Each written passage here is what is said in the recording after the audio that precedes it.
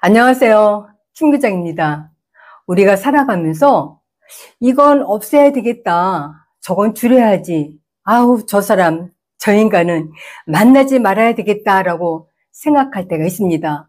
그런데 알면서도 행동에 옮기기는 매우 어렵습니다. 그렇지만 지금 힘이 있고 생각이 있을 때 그런 것들을 서서히 없애고 줄이고 끊어내야 됩니다. 평생 내 인생을 갉아먹는 쪽박 인생이 될 수도 있습니다. 중년과 노년이 되면 우리의 생활 방식을 재정비할 필요가 있습니다. 불필요한 것들을 줄이거나 없애는 것이 중요합니다. 그렇지 않으면 자칫 몸과 마음에 골병이 들어서 힘들어질 수가 있기 때문이죠. 인생의 끝자락에 왔을 때 사람들은 후회를 많이 한다고 그래요. 그때 나를 돌보지 않은 거, 망가진 몸을 갖게 된 거, 그때 하고 싶은 것들을 못한 거, 이런 것들을 말입니다. 그래서 준비했어요. 지금부터라도 우리가 중년과 노년에 무조건 팍 줄이거나 없애야 될 거, 그래서 골병 들지 않고 평생 행복하게 살 수 있는 거 5가지에 대해서 말씀드려보도록 하겠습니다. 제 영상이 도움이 되신다면 좋아요, 구독 눌러주세요. 첫째는 집안에 있는 불필요한 물건을 과감하게 없애거나 줄여야 됩니다. 우리가 살아오면서 쌓아온 물건들을 보면 추억이 깃든 것들이 많아요.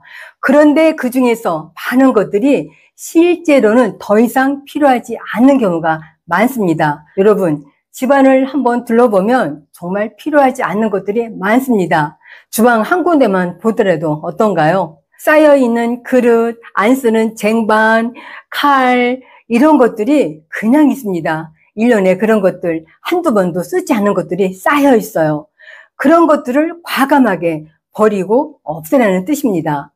이렇듯 집안을 가득 채우고 있는 불필요한 물건들은 공간을 많이 차지해요. 그러다 보면 마음의 짐이 되기도 합니다. 여러분, 물건을 버릴 때는 아깝다는 생각이 들어요. 그렇지만 일단 버리고 나면 그렇게 속이 뻥 뚫리는 것처럼 후련할 수가 없어요. 생각이 나지도 않습니다.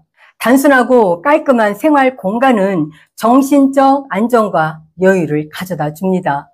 따라서 정기적으로 집안을 정리하고 더 이상 필요하지 않는 물건들은 과감하게 버리는 것이 중요합니다. 아까워서 버리지 못한 물건들은 나중에 자식들한테 부담을 줘요.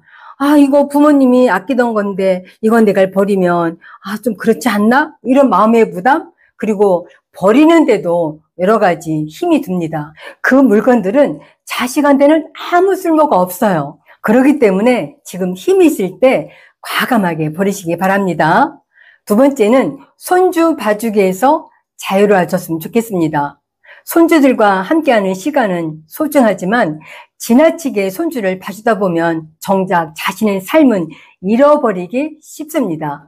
동동거리는 자식이 안쓰러워서 남의 손에 맡기는 것이 불안해서, 그리고 양육비가 많이 드는 것이 걱정스러워서 손주들을 아침부터 저녁, 밤까지 올인하는 경우가 많이 있어요.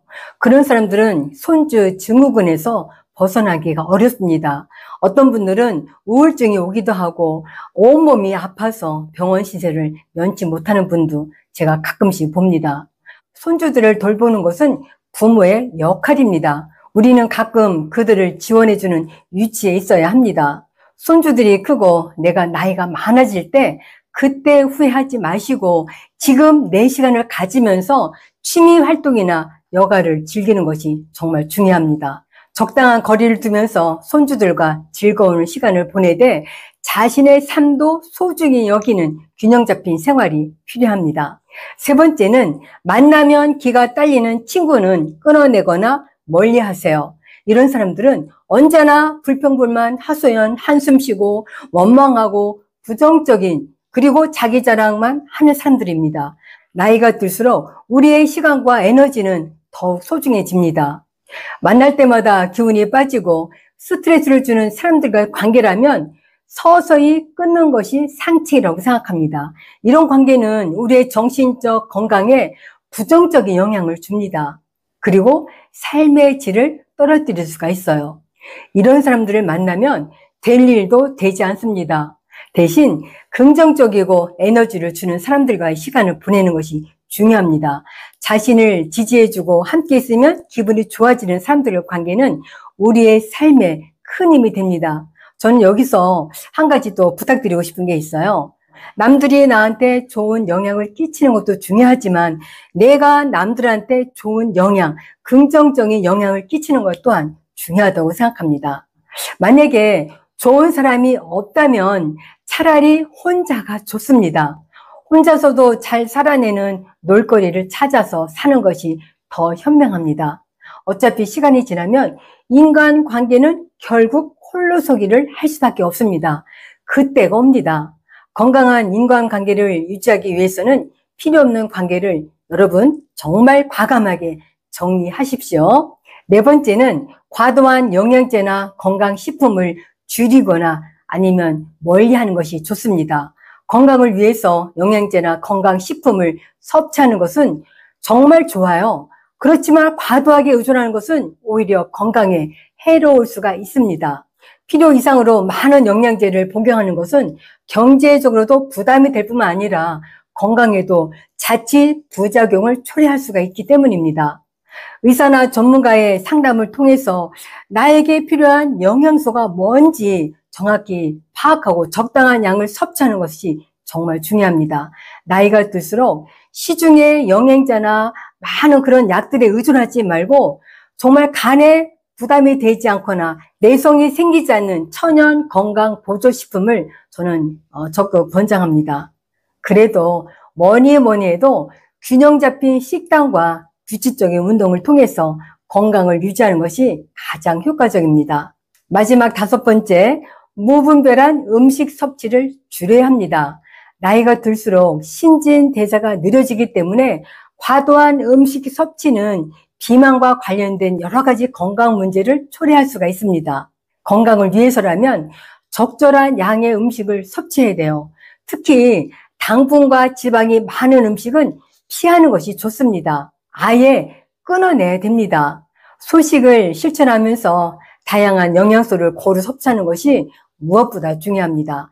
나이가 들수록 평상시에 먹었던 양의 80%만 섭취하고 규칙적인 운동을 통해서 건강을 유지하는 것이 필요합니다. 건강한 식습관은 체력 유지뿐만 아니라 정신적 건강에도 긍정적 영향을 미칩니다. 이렇게 해서 평생 골병 들지 않고 쪽박으로 살지 않게 하기 위해서 무조건 팍 줄이고 없애야 할 것 5가지에 대해서 말씀드려봤습니다. 중년과 노년이 되면 우리의 생활 방식을 다시 점검하고 불필요한 것들을 줄이거나 없애는 것이 매우 중요합니다. 그렇게 될 때 우리의 신체적, 정신적 건강을 유지하는 데 큰 도움이 됩니다. 균형 잡힌 생활을 통해서 더 건강하고 행복한 중년과 노년을 보내시기 바랍니다. 오늘은 여기서 마치도록 할게요. 고맙습니다. 감사합니다.